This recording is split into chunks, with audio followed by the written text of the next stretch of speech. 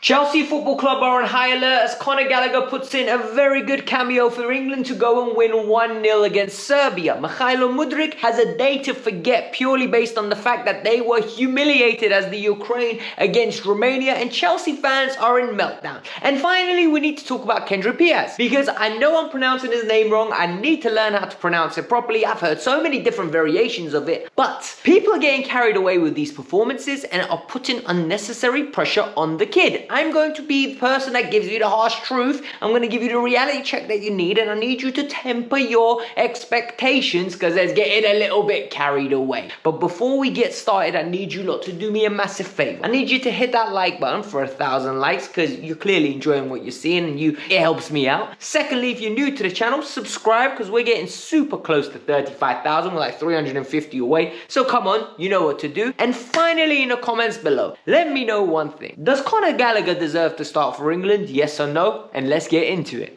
The Chelsea representation at this Euro is quite limited. I think we've got 7 players at this moment in time. 2 of them aren't even starting, in Ian Matson and Petrovic, and he was on the bench yesterday for Serbia. But Conor Gallagher came off the bench and had a very positive impact.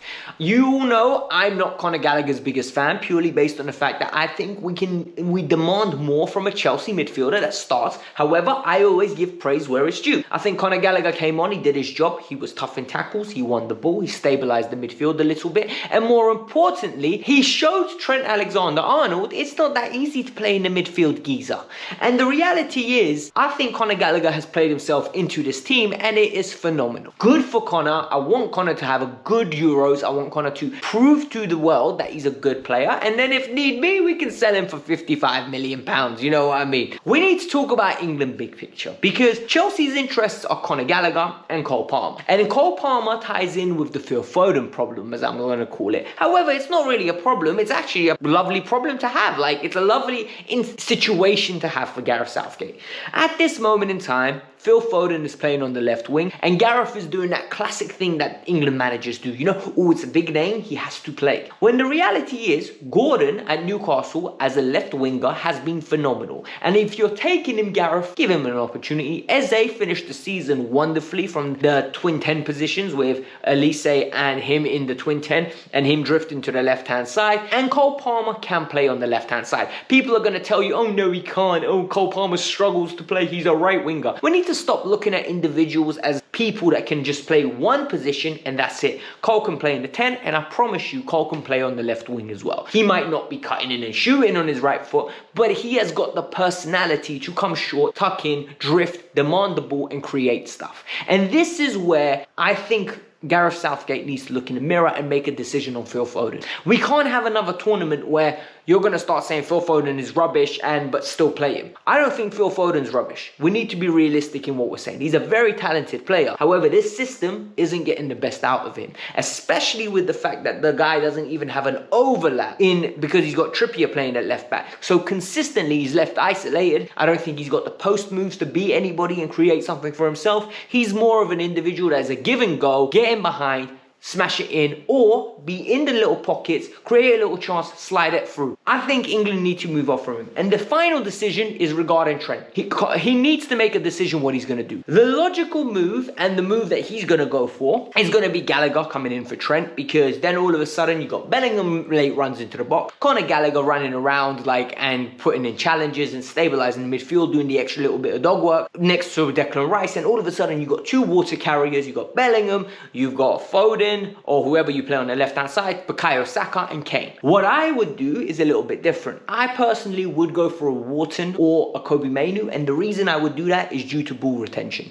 I think the other 2 are more superior than Gallagher on the ball. They might not be as industrial in the terms of running around and disrupting play, and against the big nations, you might have to go for that. But personally, I think Wharton or Kobe Mainoo give you a little bit more protection, but we know Gareth won't do that, so we move on to the next story. However, I am expecting to see more minutes from Cole Palmer and the one and only Conor Gallagher, because England need them. England really do. The next individual we need to talk about is Mykhailo Mudryk, because Mykhailo Mudryk's team at this moment in time is in a position where they're on the brink of being eliminated. If they don't get 3 points or even a point next game, they're gone.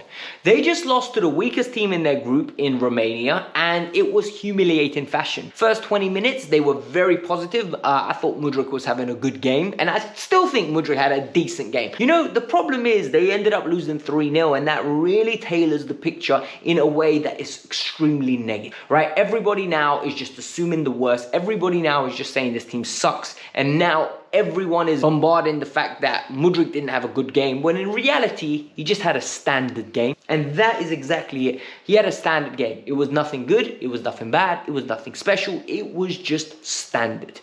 And this is something we're seeing from Mykhailo Mudryk on a regular basis. And it's actually worrying. People are going to say, Alex, we need to give him time. He deserves time and patience.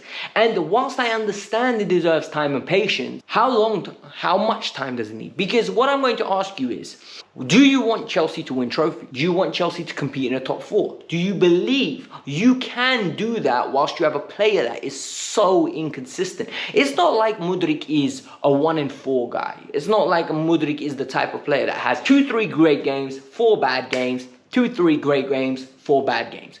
Mudryk is super volatile. He's like a stock where 1 minute he's absolutely unreal, and then he'll drop down for 6 games and he looks horrible, like unplayable, and then he goes into a mini run of 4 games where he looks decent, and then he goes back to being absolutely rubbish. So it's very hard to understand what level of player you have, and when you have the outlay of 62 million on a player, you can just see the confidence coming out of him. Because you watch this game, he's running with the ball, he's running into, he's going on the outside, good ball, nothing happens. Okay, however, it's the little fundamental decisions that he needs to improve on. If he doesn't improve on those, bro, we're going to have to find a way to shift him. Because at this moment in time, I don't think he's better than Raheem Sterling. I don't think he's better than Christopher Nkunku. And honestly, I might even say, I don't know if he's better than Omari Hutchinson or Tariq George. Because I am not seeing anything to back him full-heartedly to say, you know what, he deserves more minutes and more time. Because Noni on the other side, I can say, you know what, Noni actually deserves more minutes.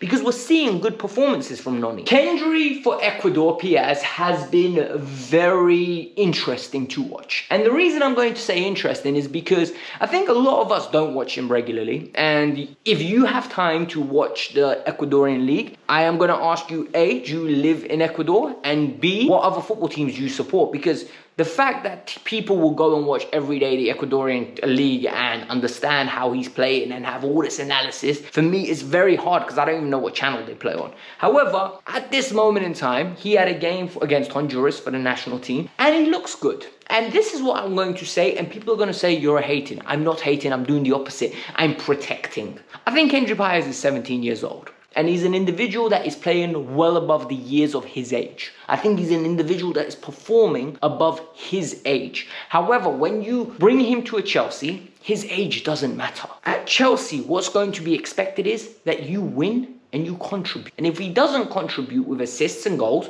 the question is going to be, oh, he ain't really that good, is he? And what's worrying me now is he got a great assist, like a really good weighted pass. However, I heard things like masterclass. Great performance, fantastic performance. And I think these superlatives, I heard phenomenal performance. Like the superlatives are going too far. I think what's happening is we want him to be sick. So whenever he completes a 5-yard pass, it's, oh my God, are you seeing what he's doing? However, it's okay to say he had a good performance. And what's happening is we're grading him on a curve. So if he does something, and then Cemento, I think the guy that plays for Leeds does it, he'll get more praise because he's 17. But that doesn't work like that. Professional football doesn't work like that. Lamine Yamal gets judged against Joao Felix and Rafinha the same way. If he makes a mistake, he'll get judged incorrectly. When Endrick plays for Brazil, he'll get judged the way that Vinny and Rodrigo get judged. There's no, he's 17. So what I'm saying to you guys is, please get excited. Be happy that we're getting a great young player coming. But measure that excitement. It won't translate to the Premier League. It won't. And what I'm also saying is, Willian Estavu and Kendry Paez, they're not coming in to start. If anything, they're going to come in and be bit part players for 18 months. Because At this moment, what I've seen from both of them, they're not ready for Premier League football. So if we can water down the expectations of when they come next year, then whatever we get from them is a bonus, and let them develop.